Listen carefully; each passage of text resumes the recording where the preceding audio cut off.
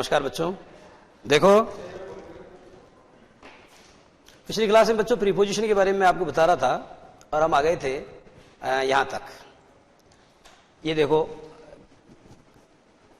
Behind वाला जो preposition वो आ गया है, बिहाइंड, क्योंकि इससे पहले हमने बात की थी on, upon, over, under, in, into, above, below, फिर up down, between, beside, up down, between, beside और up down, between, beside, behind, before, after, इस तरीके से लेंगे अपन। तो जो बिहाइंड वाला है बच्चों, ये बिहाइंड वाला प्रीपोजिशन, इसको आप जो पढ़ सकते हो वैसे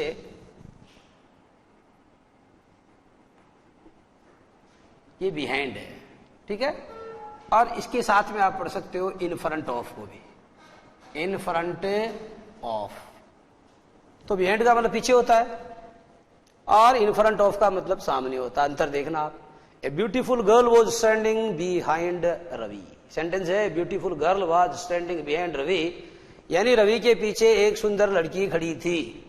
रवि के पीछे एक सुंदर लड़की खड़ी थी। तो बच्चों आपने देखा कि रवि के पहले हमने बिहाइंड शब्द का प्रयोग किया है और बिहाइंड शब्द का प्रयोग के पीछे के अर्थ में किया जाता है।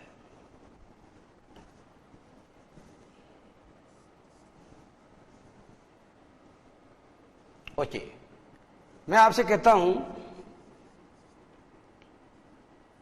Who is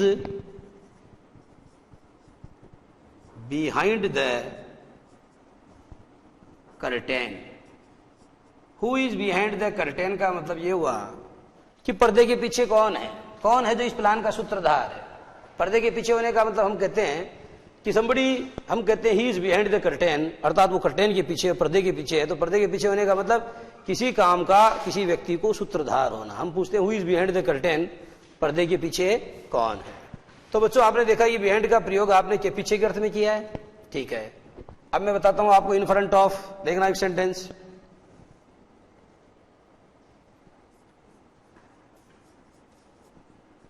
there is a school, there is a school in front of, there is a school in front of the temple।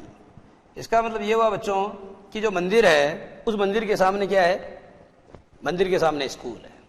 there is a school in front of the temple, there is a school in front of the temple। Okay, आज मैं आपको बताता हूं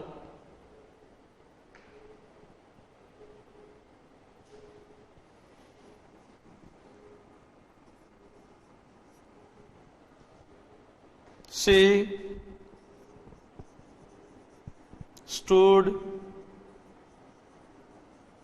in front of, she stood in front of her mother. वह अपनी mummy के बिल्कुल सामने खड़ी हो गई। तो बच्चों आपने ये देखा कि एक शब्द तो आया है आपके पास बिहाइंड, देखो ध्यान से, और दूसरा शब्द आया बच्चों आपके पास इन फ्रंट ऑफ। दूसरा शब्द आया आपके पास इन फ्रंट ऑफ। देखने वाली बात यह है बच्चों कि जब आप बिहाइंड और इन फ्रंट ऑफ का प्रयोग करते हो तो बिहाइंड का मतलब तो आपको क्या बताया हमने, बिहाइंड का प्रयोग तो बच्चों के पीछे, के पीछे के अर्थ में करते हैं आप, और इन फ्रंट ऑफ का प्रयोग आप के सामने, के सामने के अर्थ में करते हैं। लेकिन बच्चों मुख्य बात यह है कि चाहे बिहाइंड हो चाहे इन फ्रंट ऑफ हो, जनरली इन दोनों का प्रयोग आप कौन सी पोजीशन में करते हो, स्टेबल पोजीशन में। कौन सी पोजीशन है, स्टेबल पोजीशन का मतलब ये हुआ कि जैसे स्कूल के सामने या मंदिर के सामने स्कूल है तो स्कूल बच्चों चल नहीं रहा है, मोबाइल नहीं है, वो अपनी जगह पर स्थिर है। तो स्टेबल पोजीशन का मतलब ये हुआ कि स्थिर स्थिति के अर्थ में, स्थिर स्थिति के अर्थ में जनरली आप किसका प्रयोग करते हो, इन दोनों का प्रयोग करते हो, बिहाइंड, ठीक है। इसके आगे बच्चों हम पढ़ेंगे बिफोर। बिहाइंड के आगे देखो आप, बिहाइंड के आगे वाला प्रीपोजिशन देखो, बिहाइंड, बिफोर। देखो बिहाइंड आगे वाला चलेगा before, behind, before.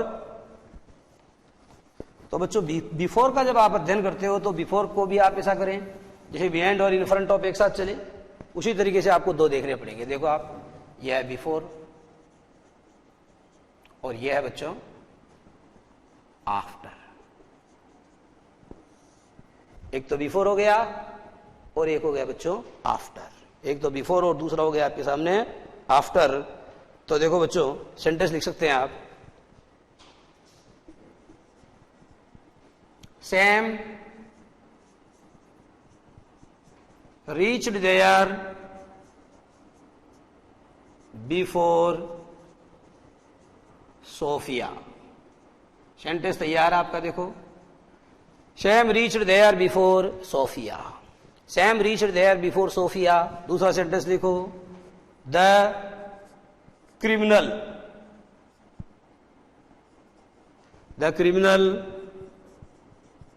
was brought before the criminal was brought before the judge। The criminal was brought before the judge, यानी क्रिमिनल को क्या किया गया, जज के सामने या अपराधी के सॉरी जज जो जज साहब है उनके सामने उसको पेश किया गया। आइए लिखो, वी शैल गो देयर, हम वहां जाएंगे। We shall go there after breakfast. We shall go there after breakfast, हम वहां नाश्ते के तत्पश्चात या नाश्ते के बाद में जाएंगे। While she was running, while she was running after a bus, जबकि वह बस के पीछे भाग रही थी। while she was running after a bus she fell down, तो बस के पीछे भागती भागती क्या हो गया, वो गिर गई। देखो बच्चों, while she was running after a bus she fell down, जबकि वह बस के पीछे भाग रही थी तो ऐसा करते करते जो है इसी दरमियान जो है वह गिर गई है। बच्चों सेंटेंस देखो एक गौर से, Sam reached there before Sophia. पहले सेंटेंस का मतलब बच्चों एक लड़के का नाम सैम है और लड़की का नाम सोफिया है। हम आपको ये कहना चाह रहे हैं कि सोफिया जो है उससे पहले सैम वहां पर पहुंच गया। Sam reached there before Sophia, यानी सैम वहां पर सोफिया से पहले पहुंच गया। ओके बच्चों, तो इसका मतलब बिफोर का मतलब हो गया के पहले। दूसरा सेंटेंस है बच्चों, the criminal was brought before the जज। क्रिमिनल का मतलब अपराधी को जज के सामने लाया गया। तो बच्चों आपने देखा बिफोर का मतलब के सामने हो गया, जबकि इन फ्रंट ऑफ का मतलब भी के सामने होता है। लेकिन बच्चों जब आप मोबाइल पोजीशन में होते हैं, अर्थात आप चलती फिरती स्थिति में होते हैं, तब तो सामने के अर्थ में आपको बिफोर का प्रयोग करना चाहिए। लेकिन बच्चों अगर आप जो स्टेबल पोजीशन में होते हैं, स्थिर स्थिति में होते हैं, चलने फिरने की स्थिति में नहीं होते, तब सामने के अर्थ में बच्चों आपको किसका प्रयोग करना चाहिए, इन फ्रंट ऑफ का प्रयोग करना चाहिए। जैसे मैं आपको कहता हूं कि मेरा घर मंदिर के सामने है, तब मैं कहूंगा my house is in front of the temple. My house is in front of the temple. मैंने बिफोर का प्रयोग नहीं किया क्योंकि बच्चों जो मेरा हाउस है, जो मेरा मकान है, वो स्टेबल पोजीशन में है, वो मोबाइल पोजीशन में नहीं है। ठीक है, आइए देखना पड़ेगा। We shall go there after breakfast, हम वहां नाश्ते के बाद जाएंगे। हम वहां नाश्ते के बाद जाएंगे। और बच्चों आपने देखा कि जो आफ्टर है उसका मतलब होता है बाद में। ओके, हम वहां नाश्ते के बाद में जाएंगे। और दूसरा देखो, while she was running after a bus, जबकि वो बस के पीछे भाग रही थी। जबकि थोड़ी देर पहले बच्चों मैंने आपको जो पीछे है उसके लिए क्या बताया था, थोड़ी देर पहले, इससे पहले हमने पढ़ा था बिहाइंड। ठीक है, तो बिहाइंड का मतलब क्या होता है, बिहाइंड यानी पीछे। जैसे मैंने कहा कि a beautiful girl was standing behind Ravi, Ravi के पीछे एक खूबसूरत लड़की खड़ी थी। तो बच्चों अंतर यह है कि जब आप स्टेबल पोजीशन में नहीं है, अगर आप मतलब दौड़ रहे होते हैं, तो ऐसी स्थिति में तो आपको रन के साथ में आफ्टर का प्रयोग करना चाहिए। लेकिन अगर आप खड़े हैं, चुपचाप स्थिर हैं, तो स्थिर अवस्था में आपको किसका प्रयोग करना चाहिए, बिहाइंड का प्रयोग करना चाहिए। सेंटेंस बन गया बच्चों, while she was running after a bus, जबकि वो बस के पीछे भाग रही थी, शी फेल डाउन, वह गिर गई। यहां देखो बच्चों दो बात है। नंबर एक तो यह है कि ये वाला पार्ट देखो बच्चों, यहां देखो इस वाले पार्ट में व्हाइल आ रहा है। ठीक है, while she was running after a bus she fell down. तो आप ये देख सकते हैं बच्चों, ये जो पूरा सेंटेंस है, इस पूरे सेंटेंस के अंदर दो पार्ट है। पहला वाला एक पार्ट तो बच्चों ये है शी फेल डाउन, और बच्चों एक पार्ट ये है while she was running after a bus, ये पूरा वाला पार्ट है। बच्चों देखना आप, ये जो बाद वाला पार्ट है इसके पहले किसी कनेक्टिव का प्रयोग नहीं हुआ है, जबकि जो पहला वाला पार्ट है उसके पहले व्हाइल कनेक्टिव या व्हाइल कंजंक्शन का प्रयोग हुआ है।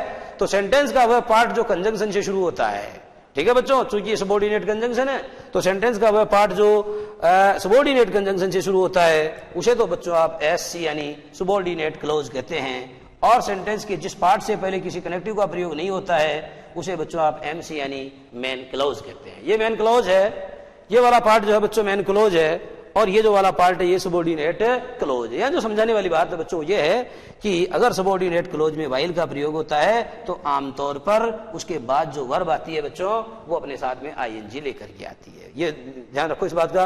अगर वाइल का प्रयोग हुआ है यानी किसी भी क्लॉज के पहले अगर वाइल का प्रयोग हुआ है तो बच्चों उसमें जो मेन वर्ब आती है वो जनरली कंटिन्यूअस फॉर्म में आती है। वो वर्ब हमेशा कौन सी फॉर्म में आती है? वह वर्ब जो है बच्चों वह आमतौर पर कंटिन्यूअस फॉर्म में आती है। ये चीज समझ में आ जानी चाहिए आपके। ओके, आइए देखेंगे आप निष्कर्ष क्या निकला। निष्कर्ष बच्चों ये निकला, देखो ये बिफोर, ठीक है, और ये आ गया बच्चों आपके आफ्टर। दोनों में देखो बिफोर का मतलब पहले क्या हुआ? Sam reached there before Sophia, तो बिफोर का पहला मतलब हुआ बच्चों पहले, ठीक है। और यह सेंटेंस आया we shall go there after breakfast, हम वहां नाश्ते के बाद जाएंगे, तो बच्चों इसका मतलब हो गया के, ये के बाद, इसका मतलब बाद हो गया। ये सेंटेंस देखो, the criminal was brought before the जज, क्रिमिनल को यानी अपराधी को जज के सामने लाया गया, तो बच्चों बिफोर का दूसरा मीनिंग हो गया सामने। और देखो while she was running after a bus, जबकि वो बस के पीछे भाग रही थी, तो बच्चों इसका मीनिंग क्या हो गया? इसका मीनिंग हो गया के पीछे। यानी आप ये समझ गए होंगे कि बिफोर तथा आफ्टर का प्रयोग दो अर्थों में किया जाता है। बिफोर का मतलब पहले भी होता है तथा सामने भी होता है, और आफ्टर का मतलब के बाद या बाद में भी होता है तथा के पीछे भी होता है। ठीक है बच्चों, खासतौर पे आपको ये समझना चाहिए कि जब आप सामने और पीछे के अर्थ में इसका प्रयोग करते हैं तो आपको ये देखना चाहिए कि उसकी स्थिति स्टेबल है या नहीं। अगर स्थिति स्टेबल है तब तो आपको इन फ्रंट ऑफ का प्रयोग करना चाहिए, इन फ्रंट ऑफ तथा बिहाइंड का प्रयोग करना चाहिए। और अगर स्थिति उसकी स्टेबल नहीं है, अपितु मोबाइल पोजीशन है, तो ऐसी स्थिति में बच्चों आपको किसका प्रयोग करना चाहिए? ऐसी स्थिति में आपको बिफोर तथा आफ्टर का प्रयोग करना चाहिए। ओके, तो देखो बच्चों उतार लिया होगा आपने ये।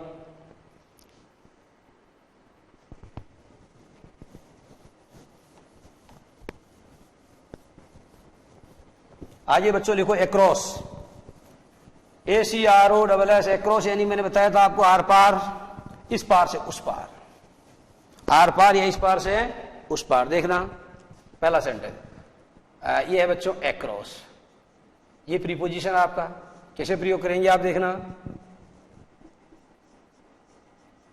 ही कैन रन की जगह करो बच्चों swim, SWIM, he can swim,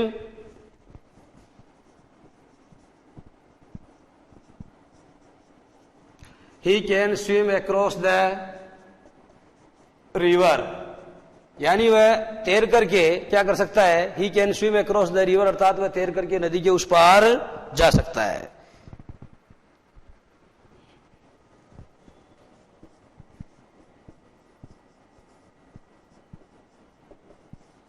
They built a bridge. They built a bridge across the river. उन्होंने नदी के इस पार से उस पार यानी नदी के आर पार उन्होंने किसका निर्माण किया? उन्होंने नदी के इस पार से उस पार यानी नदी के आर पार उन्होंने एक पुल का निर्माण किया।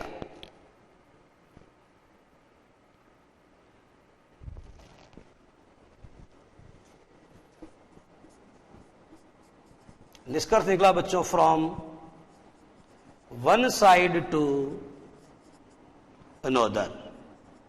From one side to another का मतलब होता है इस पार से उस पार, इस पार से उस पार के अर्थ में आप एक्रॉस का प्रयोग करते हो। इस पार से उस पार के अर्थ में एक्रॉस का प्रयोग किया जाता है। ठीक है बच्चों, आगे वाला देखो अलोंग, क्या होता है अलोंग का मतलब? अभी सामने आता है। सेंटेंस देखो, they walked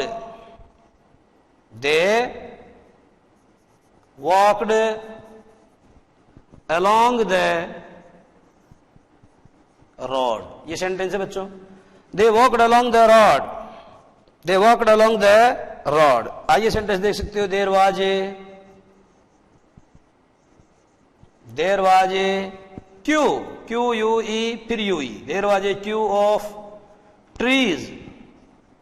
There was a queue of trees along the beach. ये है बच्चों बीच का मतलब समुद्र का तट है. Anyhow, मैं तो आपको बच्चों ये समझाना चाहता हूं, they walked along the road. या बच्चों ये रोड है, सड़क है, तो along का मतलब ये हुआ they walked along the road, अर्थात वे सड़क के किनारे किनारे या वे सड़क के समानांतर चले. वे सड़क के किनारे किनारे या वे सड़क के समानांतर चले. तो along का मतलब क्या हो गया बच्चों? पैरेलल टू, समानांतर, समानांतर या किनारे किनारे. They walked along the road. They walked along the road. या दूसरा आया बच्चों, there was a queue of trees along the beach. बीच का मतलब जो समुद्र का तट है, उस समुद्र तट के पैरेलल अर्थात उसके समानांतर क्या था? उसके समानांतर वृक्षों की एक पंक्ति थी. उसके समानांतर वृक्षों की एक पंक्ति थी. तो बच्चों आप ये समझ सकते हैं कि इसका प्रयोग करते हैं आप लंबाई.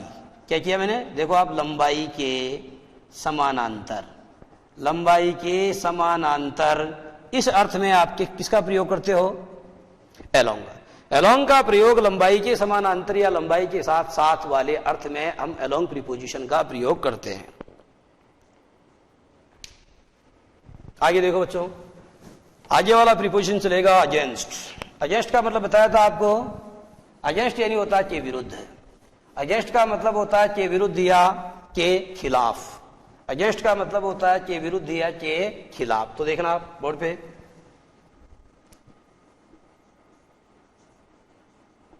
ये हो गया against.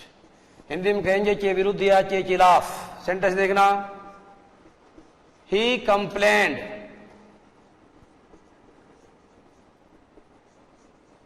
he complained to the chairman. He complained to the chairman against the peon. यानी उसने पियोन के खिलाफ चेयरमैन को शिकायत की. देखो बच्चों, he complained against the, he complained to the chairman against the peon.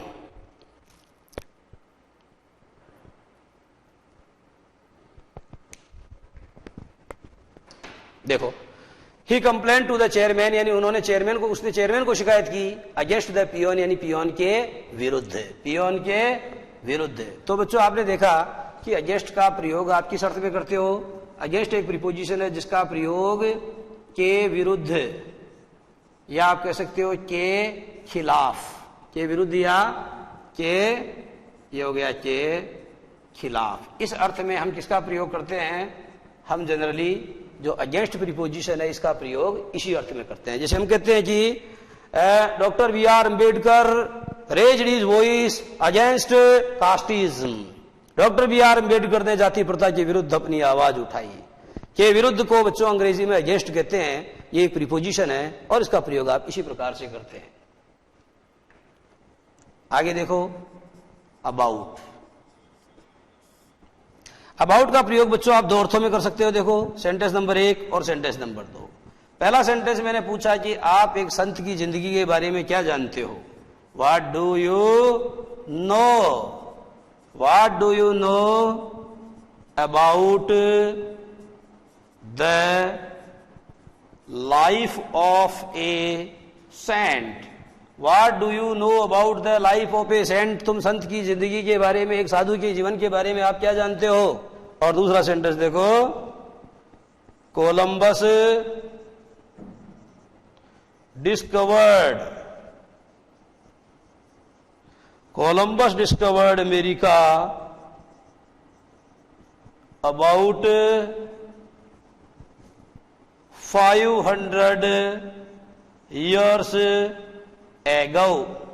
देखो बच्चों, दोनों वाक्यों को गौर से देखो. पहला सेंटेंस हमने लिखा है कि what do you know about the life of a saint. तुम एक संत के जीवन के बारे में क्या जानते हो? और दूसरा सेंटेंस बच्चों बहुत स्पेस देखिए, मैंने लिखा Columbus discovered America about 500 years ago. यानी कोलंबस ने लगभग 500 साल पहले अमेरिका की खोज की थी. निष्कर्ष बच्चों ये निकला कि अबाउट का मतलब पहले वाले सेंटेंस में तो है के बारे में या के विषय में. तुम एक संत के जीवन के विषय में या तुम एक संत के जीवन के बारे में क्या जानते हो?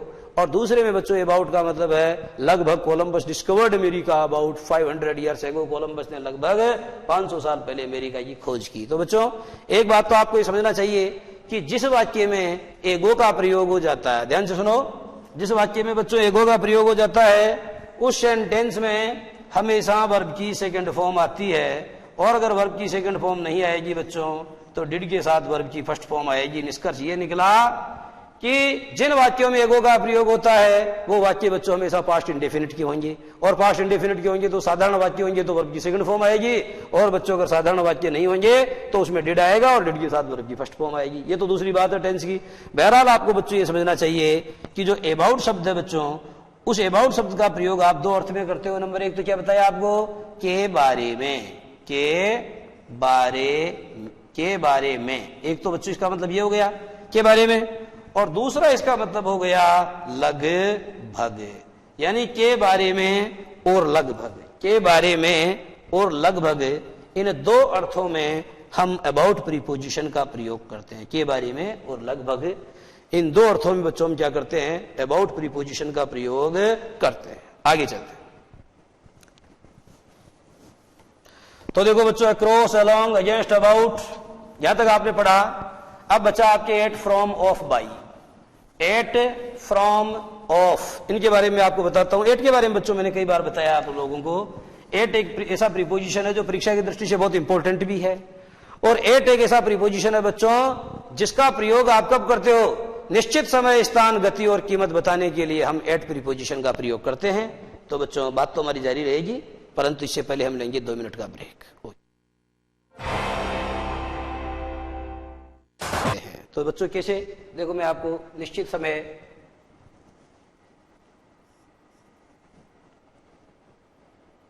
स्थान, गति और कीमत, निश्चित समय, स्थान, गति और कीमत। देखो आप,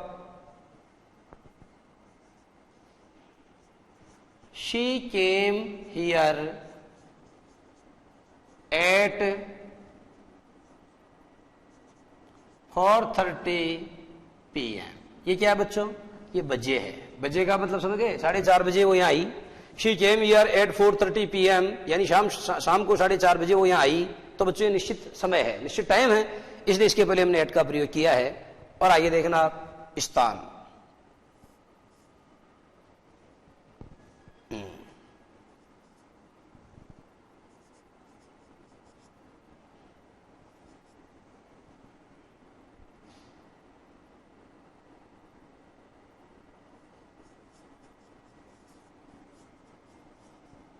I saw a very tall boy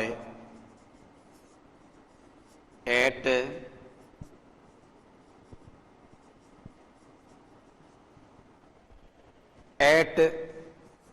Jawahar circle yesterday। देखो बच्चों सेंटेंस क्या है, कल मैंने जवाहर सर्किल के ऊपर क्या देखा, एक बहुत ही लंबा लड़का देखा। तो देखो बच्चों यहां पर जो जवाहर सर्किल है उसको क्या माना जाएगा, उसको एक निश्चित स्थान माना जाएगा, निश्चित स्थान, इसलिए हमने इसके पहले एट का प्रयोग किया है।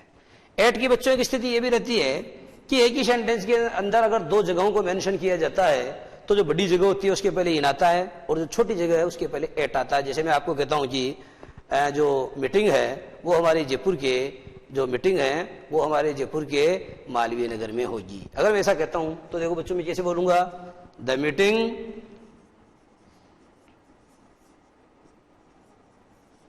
विल बी, पेशी बोइज में है इसलिए होल्ड के स्थान पे हो जाएगा held. The meeting will be held at Malviya Nagar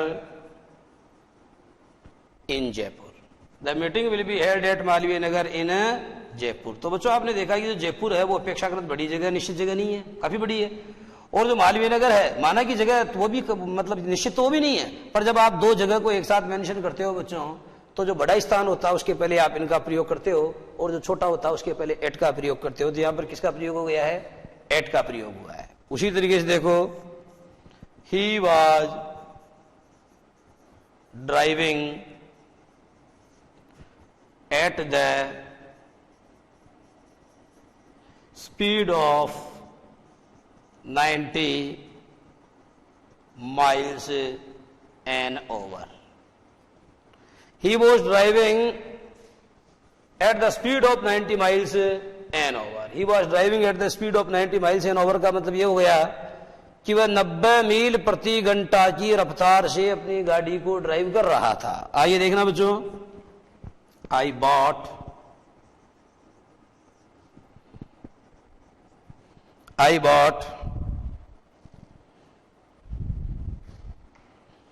bought 10 pens at the rate of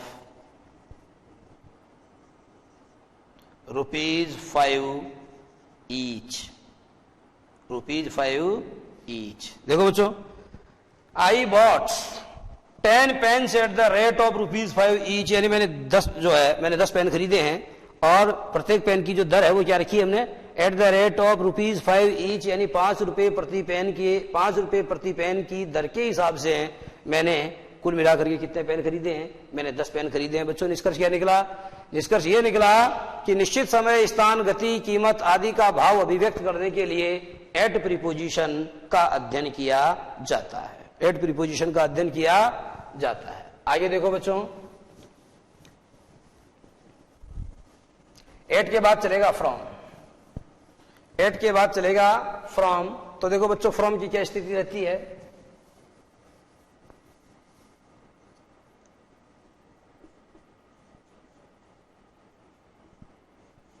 from के साथ में जनरली बच्चों टू का प्रयोग भी अपन करते हैं। तो जैसे मैं आपको कहता हूं कि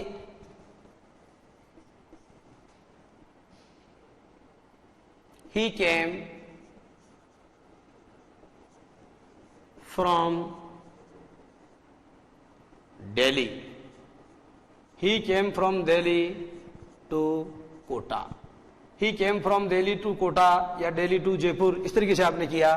तो बच्चों आपने निष्कर्ष ये निकाला कि he came from Delhi, यानी जिस स्थान से वो आया उसके पहले आपने from का प्रयोग किया, और बच्चों जिस स्थान पर वह आया उसके पहले आपने to का प्रयोग किया। ओके, दूसरा सेंटेंस देखना, he works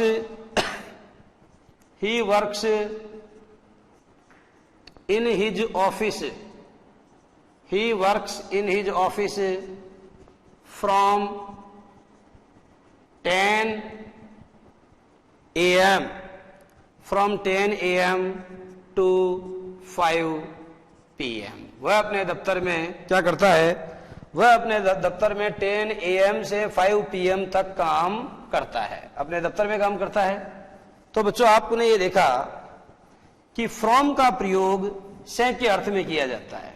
फ्रॉम का प्रयोग किस अर्थ में करते हैं अपन? फ्रॉम का प्रयोग से के अर्थ में किया जाता है।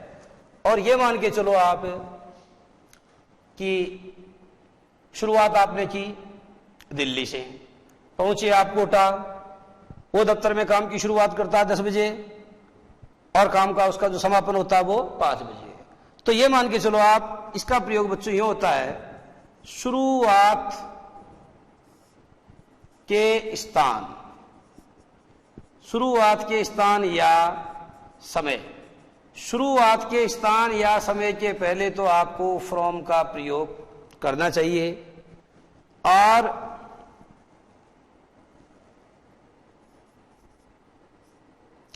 पहुंचने के स्थान या समय से पहले आपको टू का प्रयोग करना चाहिए। समझो बच्चों, उतारो सेंटेंस को।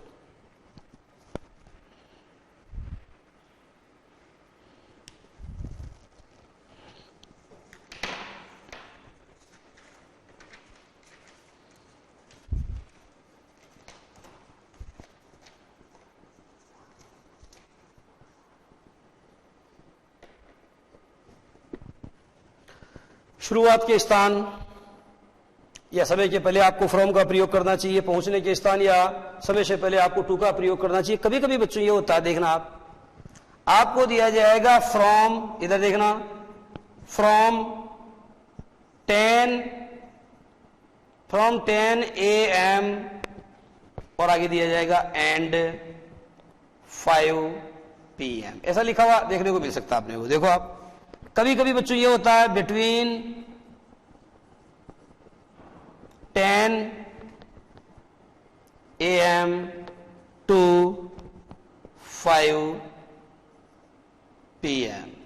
देखो बच्चों, ये गलती हमसे जो हो गई है वो ये है, देखो आप, समझाने वाली बात ये है, आपने बोर्ड के ऊपर देखा फ्रॉम के साथ टू का आना फिक्स होता है और बिटवीन के साथ बच्चों एंड का आना फिक्स होता है। इन दोनों को आपको रिलेटिव समझ सकते हैं, इनको पेयर के रूप में इनका अध्ययन किया जाता है। जैसे नॉट ओनली के बाद में आप जनरली बट आल्सो का प्रयोग करते हैं, उसी प्रकार से आप नाइदर के बाद नोर का प्रयोग करते हैं, वेदर के बाद और का प्रयोग करते हैं, आइदर के बाद और का प्रयोग करते हैं। In the same way from के बाद में बच्चों देखो इधर, अगर फ्रॉम के साथ में एंड दिया हुआ है तो इसे काट के टू करना पड़ेगा। उसी प्रकार से बच्चों बिटवीन के बाद अगर टू दिया हुआ है तो उसको काट के एंड करना पड़ेगा। ये अच्छे से दिमाग में बैठा, ये फ्रॉम के साथ में टू का तथा बिटवीन के साथ में एंड का प्रयोग किया जाता है।